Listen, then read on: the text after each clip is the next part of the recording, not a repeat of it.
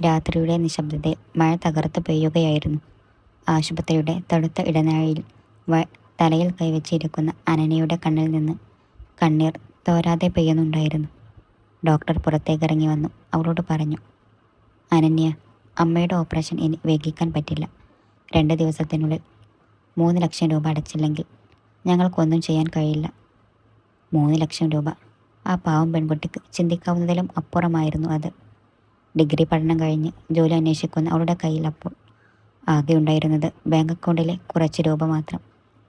അച്ഛൻ മരിച്ചതിൽ പിന്നെ അമ്മയായിരുന്നു അവളുടെ എല്ലാം. വേറെ വഴിയില്ലാതെ അനന്യ ഒടുവിൽ തൻ്റെ കൂട്ടുകാരി സൗമ്യയെ വിളിച്ചു. സങ്കടത്തോടെ കാര്യം പറഞ്ഞു. അനന്യ, പെട്ടെന്ന് ഇത്രയും തുക ഉണ്ടാക്കാൻ ഒരൊറ്റ വഴിയേ ഉള്ളൂ. സൗമ്യ മടിച്ചാണ് പറഞ്ഞത്. നമ്മുടെ നഗരത്തിലെ ഏറ്റവും വലിയ ബിസിനസ്സുകാരനായ ആര്യൻ റോയിയുടെ ബംഗ്ലാവിൽ ഒരു ഹോം നേഴ്സിനെ ആവശ്യമുണ്ട്. വലിയ ശമ്പളമാണ്. മുൻകൂറായി പണം ചോദിച്ചാൽ അവർ തരും. പക്ഷേ എന്താ സൗമ്യ? അനന്യ വെപ്രാളത്തോടെ ചോദിച്ചു. അവിടുത്തെ മുതലാളി ആര്യൻ, പുള്ളി അത്ര നല്ല സ്വഭാവക്കാരനല്ല. ഭയങ്കര ദേഷ്യക്കാരനാണ്, അഹങ്കാരിയാണ്. എപ്പോഴും ആൾക്കാരെ കളിയാക്കുന്ന ഒരു ടൈപ്പ്. അമ്മയുടെ ജീവൻ രക്ഷിക്കാൻ അനന്യക്ക് ആര്യൻ്റെ ദേഷ്യത്തെ ഭയക്കാൻ കഴിയില്ലായിരുന്നു. എനിക്ക് ഏത് പണിയും ചെയ്യും സൗമ്യ. എൻ്റെ അമ്മ രക്ഷപ്പെട്ടാൽ മതി. അടുത്ത ദിവസം രാവിലെ നഗരത്തിലെ ഏറ്റവും വലിയ കൊട്ടാരം പോലുള്ള റോയ് മാൻഷൻ മുന്നിൽ അനന്യ നടുക്കത്തോടെ നോക്കി നിന്നു. ഉള്ളിലേക്ക് കയറുമ്പോൾ അവളുടെ നെഞ്ച് പടപട ഇടിക്കുന്നുണ്ടായിരുന്നു. അവിടെയുള്ള ചീഫ് കെയർ ടേക്കർ മാധവൻ അവളെ വീടിൻ്റെ വിശാലമായ ലിവിംഗ് റൂമിലേക്ക് കൂട്ടിക്കൊണ്ടുപോയി. അവിടെ ആഡംബരപൂർണമായ ഒരു സോഫയിൽ ഒരാൾ ഒരു ഗ്ലാസ് വൈനുമായി ഇരിക്കുന്നുണ്ടായിരുന്നു. അതായിരുന്നു ആര്യൻ റോയ്. കണ്ടാൽ ഏതൊരു പെൺകുട്ടിയും വീണുപോകുന്ന സൗന്ദര്യം. എന്നാൽ ആ കണ്ണുകളിൽ നിറയെ തണുപ്പും അഹങ്കാരവുമായിരുന്നു. ആര്യൻ അവളുടെ നേർക്ക് തിരിഞ്ഞു. തലമുടി മുതൽ കാൽവിരൽ വരെ അവളെ ഒന്ന് വീക്ഷിച്ചു. ഇതാണോ പുതിയ ആൾ? ആര്യൻ്റെ ശബ്ദത്തിൽ കളിയാക്കൽ നിറഞ്ഞു നിന്നു. അതെ സാർ, പേര് അനന്യ. പാവപ്പെട്ട കുട്ടിയാണ്. അമ്മക്ക് വയ്യാതെ. മാധവൻ പറഞ്ഞു തുടങ്ങിയപ്പോഴേക്കും ആര്യൻ കൈയുയർത്തി തടഞ്ഞു. എനിക്ക് ഇവരുടെ സെൻറ്റിമെൻ്റൽ കഥകൾ കേൾക്കണ്ട മാധവ. വീട് മുഴുവൻ വൃത്തിയാക്കണം. എൻ്റെ ഡ്രസ്സുകൾ എടുത്തു വെക്കണം. ഞാൻ പറയുമ്പോൾ കോഫി തരണം. ഒരു തെറ്റുപോലും വന്നാൽ അപ്പോൾ പുറത്താക്കും.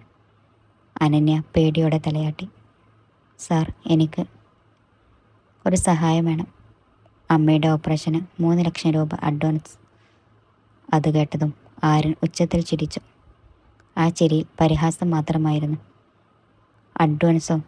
ജോലിക്ക് കയറുന്നതിന് മുന്നേ പണമോ? നിങ്ങളെപ്പോലുള്ള പെണ്ണുങ്ങളെ എനിക്ക് നന്നായി അറിയാം. പണക്കാരെ കാണുമ്പോൾ കാശ് തട്ടാൻ ഓരോ കഥകളുമായി വരും.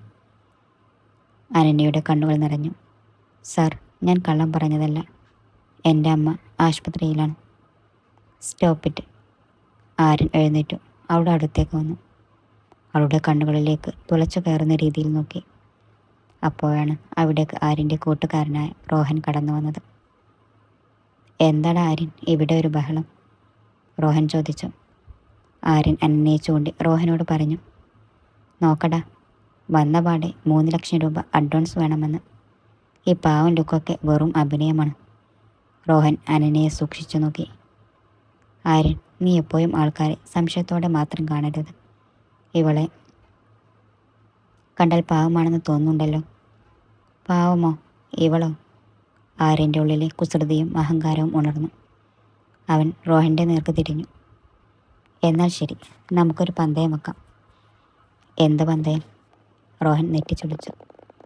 ആര്യൻ അനന്യയുടെ അടുത്തേക്ക് നടന്നു. അനന്യ, നിനക്കിപ്പോൾ തന്നെ 3 ലക്ഷം രൂപ ഞാൻ തരാം.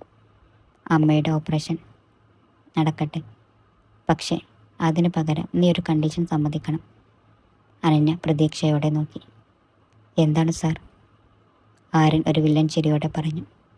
ഈ വരുന്ന 1 മാസത്തേക്ക് നീ എനിക്ക് വീട്ടുജോലിക്കാരി മാത്രമല്ല, എൻ്റെ ഫേക്ക് ഫ്രണ്ട് ആയിരിക്കണം. എൻ്റെ ബിസിനസ് പാർട്ടികളിലും ഫ്രണ്ട്സിൻ്റെ ഇടയിലും നീ എൻ്റെ കൂടെ വരണം. പ്രധാനമായും അടുത്ത മാസം നടക്കാൻ പോകുന്ന എൻ്റെ എൻഗേജ്മെൻറ്റ് എൻ്റെ വധുവായ റിയയുടെ മുന്നിൽ നീ എൻ്റെ ഗേൾ ഫ്രണ്ടാണെന്ന് അഭിനയിക്കണം. എന്താ, റിയയെ അസൂയപ്പെടുത്താനോ? റോഹൻ ഞെട്ടിപ്പോയി. ആര്യൻ, നീ എന്ത് വിഡ്ഢിത്തമാണ് ഈ പറയുന്നത്? ആര്യൻ അത് ഗൗനിക്കാതെ അനന്യയോട് പറഞ്ഞു. തീരുമാനം നിന്റേതാണ്. ഒന്നുകിൽ ഈ പന്തയം സ്വീകരിച്ച് 3 ലക്ഷം വാങ്ങി അമ്മയെ രക്ഷിക്കുക, അല്ലെങ്കിൽ ഈ നിമിഷം ഇറങ്ങിപ്പോ. അനന്യ തകർന്നു പോയി. പണക്കാരനായ ഒരു മുതലാളിയുടെ വികൃതികൾക്ക് കരുവാകാൻ അവൾക്ക് തീരെ താല്പര്യമില്ലായിരുന്നു. പക്ഷേ ആശുപത്രിയിൽ മരണത്തോട് മല്ലടിക്കുന്ന അമ്മയുടെ മുഖം അവളുടെ മനസ്സിൽ തെളിഞ്ഞു. കണ്ണീർ തുടച്ച് വിറക്കുന്ന ശബ്ദത്തിൽ അവൾ പറഞ്ഞു, ഞാൻ ഞാൻ സമ്മതിക്കുന്നു സാർ. ആര്യൻ്റെ ചുണ്ടിൽ ഒരു ജയത്തിൻ്റെ പുഞ്ചിരി വിടർന്നു. അന്ന് വൈകുന്നേരം തന്നെ ആര്യൻ 3 ലക്ഷം രൂപ അനന്യയുടെ അക്കൗണ്ടിലേക്ക് അയച്ചു. അമ്മയുടെ ഓപ്പറേഷൻ വിജയകരമായി കഴിഞ്ഞു എന്നറിഞ്ഞപ്പോഴാണ് അനന്യക്ക് ശ്വാസം നീരെ വീണത്. പക്ഷേ അവളുടെ യഥാർത്ഥ പരീക്ഷണം അവിടെ ആരംഭിക്കുകയായിരുന്നു. പന്തയം അനുസരിച്ച് അനന്യ റോയ് മാൻഷനിൽ താമസം തുടങ്ങി. പകൽ മുഴുവൻ വീട്ടുജോലികൾ ചെയ്യണം.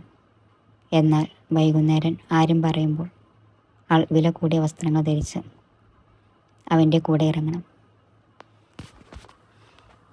അന്ന് രാത്രി ഒരു വലിയ ബിസിനസ് പാർട്ടി ഉണ്ടായിരുന്നു. ആര്യൻ അവൾക്കായി ഒരു ഭംഗിയുള്ള നീലസാരിയും ആഭരണങ്ങളും വാങ്ങി നൽകി. സാധാരണ വസ്ത്രങ്ങൾ നടന്നിരുന്ന അനന്യ ആ സാരി ഉടുത്ത് മുടി അഴിച്ചിട്ട് താഴേക്ക് വന്നപ്പോൾ ഹാളിൽ നിന്ന് ആര്യൻ ഒരു നിമിഷം സ്തബ്ധനായിപ്പോയി. അവളുടെ ലാളിത്യവും സൗന്ദര്യവും അവനൽപ്പം ഉലച്ചു കളഞ്ഞു. പക്ഷെ അവനത് പുറത്ത് കാണിച്ചില്ല. കുഴപ്പമില്ല, ഒരു നാടൻ പെണ്ണാണെന്ന് ഒറ്റ നോട്ടത്തിൽ അറിയാം. എങ്കിലും സാരമില്ല, ആൾക്കാരുടെ മുന്നിൽ അധികം സംസാരിക്കരുത്. എൻ്റെ കൂടെ ചിരിച്ചു നിൽക്കുക മാത്രം ചെയ്യുക, ആര്യൻ ഗൗരവത്തിൽ പറഞ്ഞു. പാർട്ടിയിൽ വെച്ച് എല്ലാവരും ആര്യൻ്റെ കൂടെയുള്ള സുന്ദരിയായ പെൺകുട്ടിയെക്കുറിച്ച് സംസാരിച്ചു. ആര്യൻ്റെ പ്രതിശുദ്ധ വധുവായ റിയ അങ്ങോട്ടേക്ക് വന്നപ്പോൾ കാര്യങ്ങൾ മാറിമറിഞ്ഞു. റിയ ഒരു ധിക്കാരിയായിരുന്നു. അനന്യയെ കണ്ടതും റിയയുടെ മുഖം കറുത്തു. ആര്യൻ, ആരാ ഈ പെണ്ണ്? നിന്റെ കൂടെ ഇത്ര അടുത്ത് നിൽക്കാൻ ഇവൾക്കാര അധികാരം തന്നത്? റിയ ദേഷ്യത്തോടെ ചോദിച്ചു. ആര്യൻ അനന്യയുടെ അരക്കെട്ടിലൂടെ കൈ ചേർത്ത് പിടിച്ച് റിയയുടെ കണ്ണുകളിലേക്ക് നോക്കി പറഞ്ഞു, ഇവളാണ് അനന്യ, എൻ്റെ ലൈഫിലെ ഏറ്റവും സ്പെഷ്യലായ പെൺകുട്ടി. ആ വാക്കുകൾ കേട്ട് അനന്യയുടെ ഹൃദയം ഒരു നിമിഷം നിലച്ചുപോയി. അതൊരു അഭിനയം മാത്രമാണെന്ന് അറിയാമായിരുന്നിട്ടും ആര്യൻ്റെ കൈകളുടെ ചൂടും അവൻ്റെ വാക്കുകളും അവളിൽ എന്തോ ഒരു പുതിയ വികാരം ഉണ്ടാക്കി. പാർട്ടി കഴിഞ്ഞ് കാറിൽ തിരികെ വരുമ്പോൾ രണ്ടുപേരും മിണ്ടിയില്ല. കാറിലെ നിശബ്ദതയെ ഭേദിച്ചുകൊണ്ട് അനന്യ ചോദിച്ചു, സാർ, എന്തിനാണ് റിയ മാഡത്തിനോട് അങ്ങനെ പറഞ്ഞത്? അവർ നിങ്ങളുടെ ഫിയാൻസേ അല്ലേ? ആര്യൻ ഡ്രൈവിംഗ് ശ്രദ്ധിച്ചുകൊണ്ട് തണുത്ത ശബ്ദത്തിൽ പറഞ്ഞു. റിയ എന്നെ പ്രണയിക്കുന്നത് എൻ്റെ പണത്തെ മാത്രമാണ്. അവൾക്ക് എന്നോട് പ്രണയമില്ല. അത് തെളിയിക്കാനാണ് ഞാൻ നിന്നെ ഉപയോഗിക്കുന്നത്. നീ അത് ചോദിച്ച് വരണ്ട. നിന്റെ ജോലി നീ ചെയ്താൽ മതി.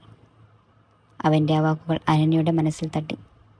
പണക്കാരനാണെങ്കിലും ആര്യൻ്റെ ഉള്ളിൽ വളരെ ഒറ്റപ്പെട്ടവനാണെന്ന് അവൾക്ക് മനസ്സിലായി. സ്നേഹിക്കാൻ ആരുമില്ലാത്ത ഒരു പാവം മനുഷ്യൻ. വീട്ടിലെത്തിയ ശേഷം ആര്യൻ തനിക്ക് കുടിക്കാൻ കാപ്പി ആവശ്യപ്പെട്ടു. അനന്യ കാപ്പിയുമായി അവൻ്റെ റൂമിലേക്ക് ചെല്ലുമ്പോൾ ആര്യൻ ലാപ്ടോപ്പിൽ ജോലി ചെയ്യുകയായിരുന്നു. ക്ഷീണം കാരണം അവൻ കസേരയിൽ കിടന്ന് ഉറങ്ങിപ്പോയിരുന്നു. അനന്യ പതുക്കെ കാപ്പി മേശപ്പുറത്ത് വെച്ചു. ഉറങ്ങുന്ന ആര്യൻ്റെ മുഖത്തേക്ക് അവൾ സൂക്ഷിച്ചു നോക്കി. ദേശക്കാരനായ ആ മുഖത്തിപ്പോൾ ഒരു കൊച്ചുകുട്ടിയുടെ പ്രശാന്തത ഉണ്ടായിരുന്നു. അവൾ അറിയാതെ കൈ നീട്ടി അവൻ്റെ നെറ്റിയിലേക്ക് വീണുകിടന്ന മുടിയിഴകൾ പതുക്കെ ഒതുക്കി വെച്ചു. പെട്ടെന്ന് ആര്യൻ കണ്ണുകൾ തുറന്നു. അവൻ അവളുടെ കൈകളിൽ ശക്തിയായി പിടുത്തമിട്ടു. അനന്യ പേടിച്ച് പിറകോട്ട് മാറാൻ ശ്രമിച്ചെങ്കിലും ആര്യൻ അവളെ തന്നിലേക്ക് വലിച്ചെടുത്തു. രണ്ടുപേരുടെയും ശ്വാസങ്ങൾ തമ്മിൽ ഇടകലർന്നു. ആര്യൻ അവളിലേക്ക് അടുത്തു വന്ന് പതുക്കെ ചോദിച്ചു, നീ എന്തിനാ അനന്യ എന്നെ ഇങ്ങനെ നോക്കുന്നത്? നീയും എന്നെ പണത്തിന് വേണ്ടി പറ്റിക്കാൻ വന്നതാണ്. അനന്യയുടെ കണ്ണിൽ നിന്ന് ഒരു തുള്ളി കണ്ണീർ അവൻ്റെ കയ്യിലേക്ക് വീണു. അനന്യയുടെ കവിളിലൂടെ ഒഴുകിയ ആ കണ്ണീർ തുള്ളി ആര്യൻ്റെ കയ്യിൽ വീണപ്പോൾ അവൻ്റെ ഉള്ളിൽ എന്തോ ഒരു നടുക്കമുണ്ടായി. അവൻ പെട്ടെന്നോടെ കയ്യിലെ പിടി അയച്ചു. സാർ, ഞാൻ കാപ്പി വെക്കാൻ വന്നതാണ്. വിറക്കുന്ന ശബ്ദത്തോടെ അനന്യ പറഞ്ഞു. എനിക്ക് നിങ്ങളുടെ പണത്തോടല്ല താല്പര്യം. എൻ്റെ അമ്മയുടെ ജീവൻ രക്ഷിക്കാൻ മാത്രമാണ് ഞാൻ ഈ പന്തയത്തിന് സമ്മതിച്ചത്, അല്ലാതെ നിങ്ങളെ പറ്റിക്കാനല്ല. അവൾ കണ്ണീർ തുടച്ചുകൊണ്ട് മുറിയിൽ നിന്നും ഓടിപ്പോയി. ആര്യൻ കസാരയിലേക്ക് തിരികെ ചാരിയിരുന്നു. അവൻ്റെ മനസ്സ് അസ്വസ്ഥമായിരുന്നു. ഇതുവരെ അവൻ്റെ ജീവിതത്തിൽ വന്ന പെണ്ണുങ്ങളെല്ലാം അവൻ്റെ പണത്തെയും പ്രതാപത്തെയുമാണ് സ്നേഹിച്ചത്. പക്ഷേ അനന്യയുടെ കണ്ണുകളിലെ ആ സത്യസന്ധത അവൻ മുൻപെങ്ങും ആരുടെ കണ്ണുകളിലും കണ്ടിരുന്നില്ല. അന്ന് രാത്രി ആര്യന് ഉറങ്ങാൻ കഴിഞ്ഞില്ല. അടുത്ത ദിവസം രാവിലെ മുതൽ വീടിൻ്റെ അന്തരീക്ഷം മാറാൻ തുടങ്ങി. ആര്യൻ പണ്ടത്തെ പോലെ അനന്യയോട് ദേഷ്യപ്പെട്ടില്ല. അവൾ ഉണ്ടാക്കിയ പ്രഭാത ഭക്ഷണം കഴിക്കുമ്പോൾ അവൻ പതുക്കെ പറഞ്ഞു, ഇന്ന് റിയ വരുന്നുണ്ട്. വൈകുന്നേരം നമ്മളൊരു റെസ്റ്റോറൻറ്റിൽ വെച്ച് മീറ്റ് ചെയ്യുന്നുണ്ട്. മറക്കണ്ട. നീ എൻ്റെ ഗേൾഫ്രണ്ടായി തന്നെ വരണം. ശരി സാർ, അനന്യ തലയാട്ടി. വൈകുന്നേരം നഗരത്തിലെ ഏറ്റവും പ്രശസ്തമായ ഒരു റെസ്റ്റോറൻറ്റിൽ ആര്യനും അനന്യയും എത്തി. റിയ അവിടെ നേരത്തെ തന്നെ കാത്തിരിക്കുന്നുണ്ടായിരുന്നു. അനന്യയെ കണ്ടതും റിയയുടെ മുഖത്ത് പുച്ഛം നിറഞ്ഞു. പക്ഷെ അവളത് പുറത്തു കാണിക്കാതെ ഒരു വ്യാജ ചിരിയോടെ, വാ ആര്യൻ, ഇരിക്ക്. ഹായ് അനന്യ. 3 പേരും സംസാരിക്കുന്നതിനിടയിൽ റിയ ആര്യനോട് പറഞ്ഞു, ആര്യൻ, നിൻ്റെ ഫോണിലേക്ക് ഞാൻ ഒരു ഇമ്പോർട്ടൻ്റ് ബിസിനസ് ഫയൽ അയച്ചിട്ടുണ്ട്. ഒന്ന് ചെക്ക് ചെയ്യാമോ?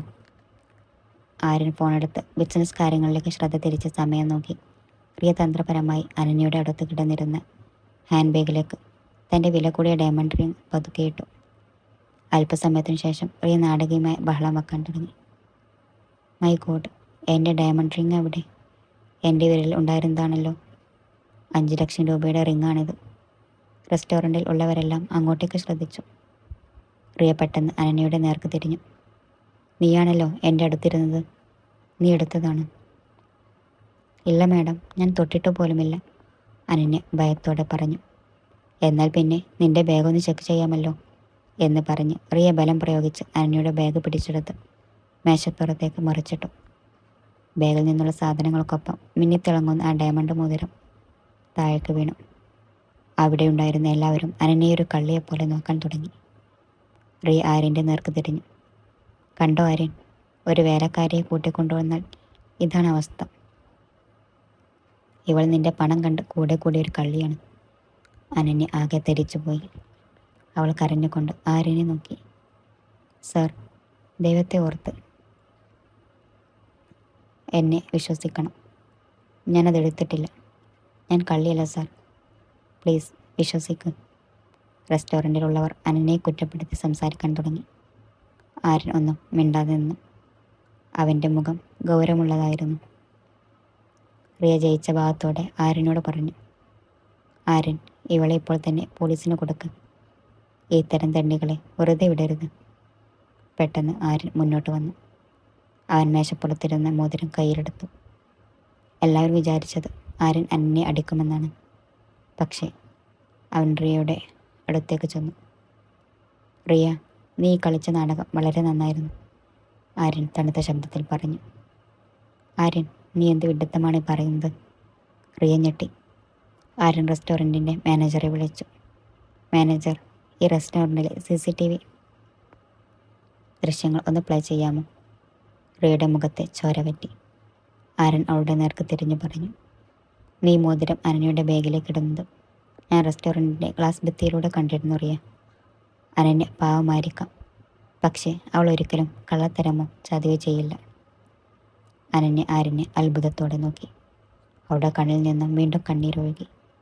പക്ഷേ അത് സന്തോഷത്തിൻ്റെ കണ്ണീരായിരുന്നു. ആര്യൻ തുടർന്നു, എൻ്റെ പണത്തെ സ്നേഹിച്ച നിന്നേക്കാൾ എത്രയോ മുകളിലാണ് സ്വന്തം അഭിമാനം കാത്തു സൂക്ഷിക്കുന്ന ഈ പെൺകുട്ടി. റിയ, ഇതോടെ നമ്മൾ തമ്മിലുള്ള എല്ലാ ബന്ധവും അവസാനിച്ചു. Get out. നാണം കെട്ട് ദേഷ്യത്തോടെ റിയ അവിടെ നിന്ന് ഇറങ്ങിപ്പോയി. അന്ന് രാത്രി കാറിൽ തിരികെ വരുമ്പോൾ അനന്യ ആര്യനോട് നന്ദി പറഞ്ഞു. സാർ, എന്നെ വിശ്വസിച്ചതിന് ഒത്തിരി നന്ദി. ഞാൻ സഹായിച്ചില്ലായിരുന്നെങ്കിൽ എന്ന് ഞാൻ പോലീസ് സ്റ്റേഷനിലായേനെ. ആര്യൻ കാർ റോഡരികിൽ നിർത്തി. അവൻ അനന്യയുടെ നേർക്ക് തിരിഞ്ഞു. അനന്യ, ഞാൻ നിന്നോട് ക്ഷമ ചോദിക്കുന്നു. തുടക്കത്തിൽ നിന്നെ പന്തയത്തിന് കരുവാക്കിയതിനും നിന്റെ ദാരിദ്ര്യത്തെ കളിയാക്കിയതിനും. അനന്യ അത്ഭുതപ്പെട്ടു. അഹങ്കാരിയായ ആര്യൻ റോയ് ക്ഷമ ചോദിക്കുകയോ? സാർ, എന്തിനാ ക്ഷമ ചോദിക്കുന്നത്? സാർ കാരണമാണ് എൻ്റെ അമ്മ ഇന്ന് ജീവനോടെ ഇരിക്കുന്നത്. ആര്യൻ പതുക്കെ അവളുടെ കൈകളിൽ പിടിച്ചു. ഈ സമയം അവൾ കൈ പിൻവലിച്ചില്ല. അനന്യ, 1 മാസത്തെ പന്തയം അവസാനിക്കാൻ ഇനി കുറച്ച് ദിവസങ്ങൾ കൂടിയുള്ളൂ. അത് കഴിഞ്ഞാൽ നീ പോകുമോ? ആര്യൻ്റെ ശബ്ദത്തിൽ ഇടർച്ചയുണ്ടായിരുന്നു. അനന്യ അവൻ്റെ കണ്ണുകളിലേക്ക് നോക്കി. അവിടെ അഹങ്കാരമല്ല, പ്രണയത്തിൻ്റെ ഒരു കടൽ തന്നെയുണ്ടായിരുന്നു. സർ, ഞാനൊരു സാധാരണ പെണ്ണാണ്, അവൾ താഴ്ന്ന സ്വരത്തിൽ പറഞ്ഞു. അല്ല, ആര്യൻ അവളുടെ തോളുകളിൽ പിടിച്ചു. നീ എൻ്റെ വേലക്കാരിയോ അഭിനയിക്കുന്ന ഫ്രണ്ടോ അല്ല. നീ എൻ്റെ ഹൃദയത്തിൽ കുടിയേറിയ പെണ്ണാണ് അനന്യ. I love you. കാറിനുള്ളിൽ നിശബ്ദത പടർന്നു. അനന്യയുടെ ഹൃദയമിടിപ്പ് പടപടാ കൂടി. താനും അറിയാതെ ആര്യനെ സ്നേഹിച്ചു തുടങ്ങിയിരുന്നു എന്ന് അവൾക്ക് മനസ്സിലായി. അടുത്ത ഏതാനും ദിവസങ്ങൾ അവർക്ക് സ്വപ്നതുല്യമായിരുന്നു. ആര്യൻ്റെ സ്നേഹവും കരുതലും അനന്യ ഒരു രാജകുമാരിയെ പോലെ തോന്നിപ്പിച്ചു. അവൻ അവളെ വിവാഹം കഴിക്കാൻ തീരുമാനിച്ചു. എന്നാൽ ആ സന്തോഷം അധികം നീണ്ടു നിന്നില്ല. ഒരു ദിവസം രാവിലെ ആര്യൻ ഓഫീസിലേക്ക് പോയ സമയം റോയ് മാൻഷന് മുന്നിൽ ഒരു വലിയ കാർ വന്നു നിന്നു. അതിൽ നിന്ന് ഇറങ്ങി വന്നത് ആര്യൻ്റെ അമ്മയായ രാജേശ്വരി ദേവിയായിരുന്നു. വിദേശത്തായിരുന്നു അവർ മകൻ്റെ കല്യാണക്കാരൻ സംസാരിക്കാൻ പെട്ടെന്നെത്തിയതായിരുന്നു. അനന്യ മാധവനോടൊപ്പം വീട്ടുജോലികൾ ചെയ്യുന്നതാണ് രാജേശ്വരി ദേവി കണ്ടത്. അല്പസമയത്തിനകം പ്രിയയും അവളുടെ അച്ഛനും അങ്ങോട്ടേക്ക് എത്തുമ്പോൾ അന്തരീക്ഷം മാറി. പ്രിയ രാജേശ്വരി ദേവിയുടെ കാൽക്കൽ വീണ് കരയാൻ തുടങ്ങി. ആൻറ്റി, ആര്യൻ എന്നെ ഉപേക്ഷിച്ചു. ആ കാണുന്ന വേലക്കാരുടെ വലയിൽ അവൻ കുടുങ്ങിയിരിക്കുകയാണ്. അവൾ അവൻ്റെ പണം കണ്ടാണ് അവൻ്റെ കൂടെ കൂടുന്നത്. രാജേശ്വരി ദേവി ദേഷ്യത്തോടെ അനന്യയുടെ അടുത്തേക്ക് വന്നു. അവളുടെ ലുക്കും വസ്ത്രദാനവും കണ്ടപ്പോൾ തന്നെ രാജേശ്വരിക്ക് അറപ്പ് തോന്നി. നീയാണ് ആര്യനെ വഴിതെറ്റിച്ച ആ പെണ്ണ്, രാജേശ്വരി ദേവി ഗർജിച്ചു. എൻ്റെ മകന് ചേർന്നൊരു പെണ്ണല്ല നീ. പണത്തിന് വേണ്ടി നീ ഏത് നാടകവും കളിക്കുമല്ലേ? അമ്മേ, ഞാൻ പറയുന്നതൊന്ന് കേൾക്കൂ. അനന്യ കരഞ്ഞു. മിണ്ടിപ്പോകരുത്. രാജേശ്വരി ദേവി അനന്യയുടെ കവിളത്ത് ശക്തിയായി ഒന്നടിച്ചു. അനന്യ തറയിലേക്ക് വീണു. ഇപ്പോൾ തന്നെ എൻ്റെ മകൻ്റെ ജീവിതത്തിൽ നിന്ന് ഇറങ്ങിപ്പോകണം. ഇല്ലെങ്കിൽ നിൻ്റെ അമ്മ കിടക്കുന്ന ആശുപത്രി ഞാൻ പൂട്ടിച്ച് അവരെ തെരുവിലേക്ക് തള്ളും. രാജേശ്വരി ദേവിയുടെ ഭീഷണി കേട്ട് അനന്യ തകർന്നു പോയി. ആര്യൻ്റെ ഭാവി നശിക്കാതിരിക്കാനും അമ്മയുടെ ജീവൻ അപകടത്തിലാകാതിരിക്കാനും അനന്യൊരു തീരുമാനമെടുത്തു. കണ്ണീരോടെ ആരും കാണാതെ അവൾ തൻ്റെ ചെറിയ പെട്ടിയെടുത്ത് റോയ് മാൻഷൻ്റെ പടിയിറങ്ങി. റോയ് മാൻഷൻ്റെ പടവുകൾ ഇറങ്ങുമ്പോൾ അനന്യയുടെ കണ്ണിൽ നിന്നും കണ്ണീർ തുള്ളികൾ തടസ്സമില്ലാതെ ഒഴുകുന്നുണ്ടായിരുന്നു. കയ്യിലെ ചെറിയ പെട്ടിയുമായി അവൾ മഴയത്തെ തെരുവിലൂടെ നടന്നു. മനസ്സിൽ ആര്യൻ്റെ സ്നേഹം നിറഞ്ഞ വാക്കുകൾ മാത്രമായിരുന്നു. നീ എൻ്റെ ഹൃദയത്തിൽ കുടിയേറിയ പെണ്ണാണ്. എന്നോട് ക്ഷമിക്കണം ആര്യൻ സാർ. നിങ്ങളുടെ സന്തോഷത്തിനും അമ്മയുടെ സുരക്ഷിതത്വത്തിനും വേണ്ടി എനിക്ക് പോകേണ്ടി വന്നു, അവൾ സ്വയം പറഞ്ഞു. അതേസമയം ഓഫീസിൽ നിന്ന് തിരിച്ചെത്തി ആര്യൻ കണ്ടത് ശൂന്യമായ തൻ്റെ വീടാണ്. ഹാളിൽ ദേഷ്യത്തോടെ നിൽക്കുന്ന അമ്മ രാജേശ്വരി ദേവിയും അസൂയോടെ നിൽക്കുന്ന റിയയും. അമ്മേ, അനന്യ എവിടെ? ആര്യൻ വെപ്രാളത്തോടെ ചോദിച്ചു. ആ വേലക്കാരിയോ? അവൾ ഇവിടെ നിന്ന് പോയി, രാജേശ്വരി ദേവി പറഞ്ഞു. നിന്റെ പണം കണ്ട് കൂടെ കൂടി അവൾക്ക് ഞാൻ കുറച്ച് കാശ് കൊടുത്തപ്പോൾ അവൾ ഇവിടെ നിന്നും സ്ഥലം വിട്ടു. നിന്നേക്കാൾ അവൾക്ക് വലുത് പണമായിരുന്നു. അത് കള്ളമാണ്, ആര്യൻ ഉച്ചത്തിൽ അലറി. അവൻ്റെ ശബ്ദം കേട്ട് മാധവൻ ഓടി വന്നു. ആര്യൻ മാധവൻ്റെ തോളിൽ പിടിച്ചു കുലുക്കി. മാധവേട്ട, അനന്യ ഇവിടെ? എന്താ ഇവിടെ ഉണ്ടായത്? മാധവൻ ഭയത്തോടെ രാജേശ്വരി ദേവിയെ നോക്കിയെങ്കിലും സത്യം തുറന്നു പറയാൻ തീരുമാനിച്ചു. സാർ, അമ്മ പറഞ്ഞത് കള്ളമാണ്. രാജേശ്വരി മാഡം അനന്യയുടെ കവിളത്തടിച്ചു. അവളുടെ അമ്മ കിടക്കുന്ന ആശുപത്രി പൂട്ടിച്ച് കളയുമെന്ന് ഭീഷണിപ്പെടുത്തി. അതുകൊണ്ടാണ് ആ പാവം കുട്ടി കരഞ്ഞുകൊണ്ട് ഇവിടെ നിന്ന് ഇറങ്ങിപ്പോയത്. അത് കേട്ടതും ആര്യൻ്റെ ഉള്ളിൽ ചോര തിളച്ചു. അവൻ അമ്മയുടെ നേർക്ക് തിരിഞ്ഞു. അമ്മേ, അമ്മ എന്ത് ക്രൂരതയാണ് ഈ ചെയ്തത്? ആര്യൻ്റെ ശബ്ദത്തിൽ ദേഷ്യവും വിഷമവും കലർന്നിരുന്നു. ആര്യൻ, ഒരു വേലക്കാരിക്ക് വേണ്ടിയാണോ നീ സ്വന്തം അമ്മയോട് തർക്കിക്കുന്നത്? രാജേശ്വരി ദേവി ദേഷ്യപ്പെട്ടു. അവൾ നിന്റെ പദവിക്ക് ചേർന്നവളല്ല. പദവിയോ? ആര്യൻ പരിഹാസത്തോടെ ചിരിച്ചു. എൻ്റെ കയ്യിലെ പണം കണ്ടല്ല അവൾ എന്നെ സ്നേഹിച്ചത്. എൻ്റെ മനസ്സിൽ ഒറ്റപ്പെട്ടൻ മനസ്സിലാക്കിയ ഒരേ ഒരു പെൺകുട്ടി അവളാണ്. എൻ്റെ ജീവിതത്തിൽ സന്തോഷം എന്താണെന്ന് ഞാൻ അറിഞ്ഞത് അവൾ വന്ന ശേഷമാണ്. അവൻ റിയയുടെ നേർക്ക് തിരിഞ്ഞു. പിന്നെ റിയ, നീ ഇവരുടെ കൂടെ കൂടി വീണ്ടും നാടകം കളിക്കാൻ വന്നതാണല്ലേ? എൻ്റെ അനന്യ നിൻ്റെ മുന്നിൽ തല കുനിച്ചേക്കാം, പക്ഷെ എൻ്റെ മനസ്സിൽ നിന്ന് അവിടെ ഇറക്കി വിടാൻ നിനക്കാർക്കും കഴിയില്ല. ആര്യൻ തൻ്റെ കാറിൻ്റെ കൈകളെടുത്തു. ആര്യൻ, നിൽക്ക്. നീ ആ പെണ്ണിൻ്റെ പുറകെ പോയാൽ ഈ വീടും സ്വത്തുക്കളും നിനക്കുണ്ടാകില്ല, രാജേശ്വരി ദേവി ഭീഷണിപ്പെടുത്തി. ആര്യൻ തിരിഞ്ഞു നോക്കി തണുത്ത സ്വരത്തിൽ പറഞ്ഞു. അമ്മയ്ക്ക് ഈ ബംഗ്ലാവും പണവുമാണ് വലുതെങ്കിൽ അമ്മ അത് വെച്ചോളൂ. എനിക്ക് എൻ്റെ അനന്യയെ മാത്രം മതി. സ്വത്തുക്കളെല്ലാം ഉപേക്ഷിച്ച് ആര്യൻ അവിടെ നിന്നും ഇറങ്ങിപ്പോയി. രാജേശ്വരി ദേവിയും റിയയും സ്തംഭനായി നിന്നുപോയി. കാറുമായി നഗരം മുഴുവൻ ആര്യൻ അനന്യയെ തിരഞ്ഞു നടന്നു. മഴ കനത്ത് പെയ്യുന്നുണ്ടായിരുന്നു. അവളുടെ ഫോൺ സ്വിച്ച് ഓഫ് ആയിരുന്നു. അവൻ ആശുപത്രിയിൽ പോയി നോക്കി. അവിടെ നിന്ന് അനന്യ അമ്മയെ ഡിസ്ചാർജ് ചെയ്ത് മറ്റൊരു ചെറിയ വാടക വീട്ടിലേക്ക് മാറിയതായി അറിഞ്ഞു.